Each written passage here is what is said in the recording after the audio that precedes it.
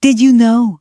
Thousands of years before the Bible or any other holy text was written, humanity had already discovered its very first epic. Today, we will unlock that 4,000-year-old mystery, the Epic of Gilgamesh. The story begins in ancient Mesopotamia, near modern-day Iraq. More than 4,000 years ago, a massive city was built there, named Uruk. The king of this city of Uruk was Gilgamesh. He was 66.67% god and 33.33% human. Gilgamesh was as powerful as he was arrogant and tyrannical. The people of Uruk were tormented by his cruelty. They prayed to the gods for deliverance from their king.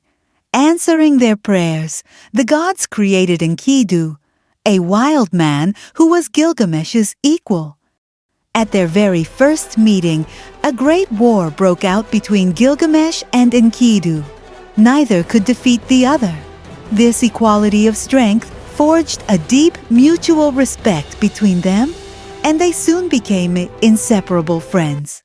With Enkidu by his side, Gilgamesh's tyrannical mindset transformed. Together, they set out on an expedition to conquer the world. They killed Humbaba, the monster guarding the vast Syrian forest, and defeated the Bull of Heaven. Gilgamesh believed that in this way, they would make their names immortal in history. But the gods do not tolerate human arrogance for long. They decided that one of the two friends must die. The gods afflicted Enkidu with a fatal illness. Failing all of Gilgamesh's efforts, Enkidu died. The untimely death of his friend brought Gilgamesh face to face with a terrifying truth. One day, I too will die like Enkidu. This fear of death completely transformed him.